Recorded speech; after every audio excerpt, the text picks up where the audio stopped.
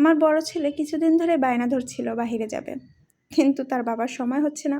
আর যেহেতু তার কালকে স্কুল খুলবে, সেই জন্য ওর বাবা চিন্তা করলো আজকে একটু ঘুরিয়ে এড়িয়ে আসুক, স্কুল খুললে তো দীর্ঘদিন সে কোথাও যেতে পারবে না। তাই সে আমাকেও বললো চলো রেডি হই। আমি একটু অবাকই হলাম, কারণ আমার যাওয়ার কোনো প্রোগ্রাম ছিল না। সে কয়েকদিন ধরে ছেলেকে বলতেছিল ছাটারদি তোমাকে কোথাও নিয়ে যাব, সেদিন আমি একটু ফ্রি আছি। তো যাই হোক, হঠাৎ করে যখন সে আমাকে বলল, আমি তো মহা খুশি হয়ে গেলাম। আসলে কি, আমি সবসময় আল্লাহর কাছে প্রার্থনা করি আমার বরের অনেক টাকা না থাকুক, কিন্তু অনেক সময় থাকুক, যেন সেই সময়টা সে আমাদের পিছিয়ে দিতে পারে, আমার সন্তানদেরকে, আমাদেরকে। আসলে একটা সময় না এই চাহিদাটা একেবারেই ছিল না তখন আমার। তারপরেও আমার মনে হতো যে আমি পৃথিবীর সবচেয়ে সুখী মানুষ। আমার বিয়ের বয়স 8 বছর, কিন্তু প্রথম 3.5 বছর আমি খুব নিজেকে সুখী মনে করতাম। কারণ তখন আমি এই চাহিদাগুলো একদমই ছিল না, কিছু বলতাম না, সময় চেতাম না, কারণ আমি একটা পরিবারের সাথে ছিলাম। তখন আমি একাকিত্বতা কখনো ফিল করি নাই। তখনও সে আমাকে মোটেও সময় দিত না। মাঝে মাঝে প্রয়োজন ছাড়া, শপিং ছাড়া সে যে একটা এক্সট্রা সময়, এটা কখনো সে দিত না। তারপরও আমার ওইটা দাবি ছিল না তার কাছে, কারণ তখন আমি যে কোনো একটা পরিবারের সাথে ছিলাম, আমি ব্যস্ত ছিলাম, তাদের সাথে আমি ভালো ছিলাম। যখন ঝামেলা হলো, তখন যখন আমি আলাদা হলাম, সংসারটা আমার আলাদা হলো 1.5 বছর বাচ্চাকে নিয়ে, মানে আমার বড় ছেলে তখন 1.5 বছর বয়স। তখন আমার মনে হলো আমি খুব একা হয়ে গেছি হঠাৎ করে।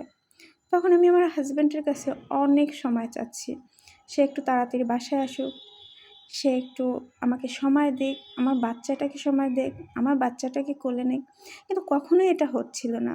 এটা না হতে হতে একটা পর্যায়ে আমার সংসার অনেক ঝামেলা হয়।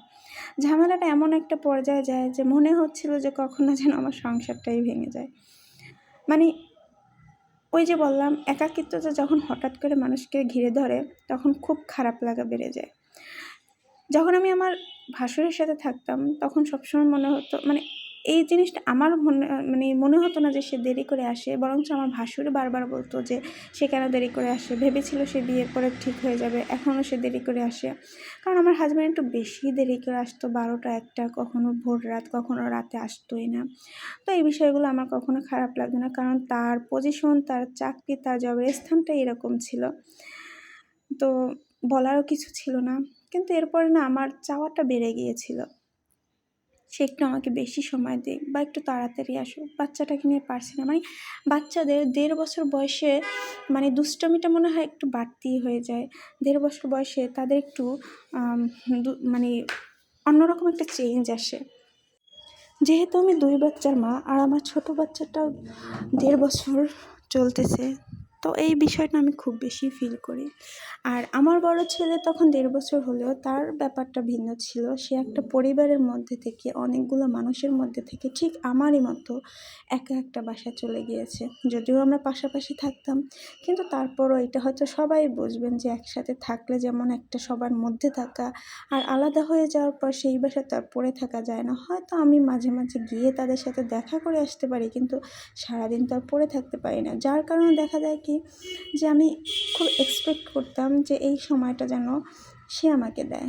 তো আলহামদুলিল্লাহ, দীর্ঘ দীর্ঘ দীর্ঘ অনেক দিন পরে, অনেক ঝামেলা, অনেক ঝঞ্ঝাট, অনেক সাংসারিক ঝামেলা সহ্য করার পরে আল্লাহর রহমতে আমার সংসারে সেই আগের সুখ ফিরে এসেছে। যে আমি মনে করতাম, যখন আমি মনে করতাম যে আমি খুব বেশি সুখী, আর এখনও ঠিক তেমনই মনে হয় যে আল্লাহর রহমতে আমি আমার সন্তানদের নিয়ে আমি খুব বেশি সুখী। আমি আল্লাহর কাছে কখনোই বেশি কিছু চাইনি।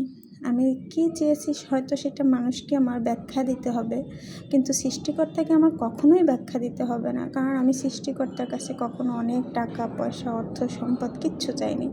শুধু চেয়েছি একটু শান্তি, সুখ, যেটা একেবারেই মানে প্রত্যেকটা মানুষের চাওয়া থাকে।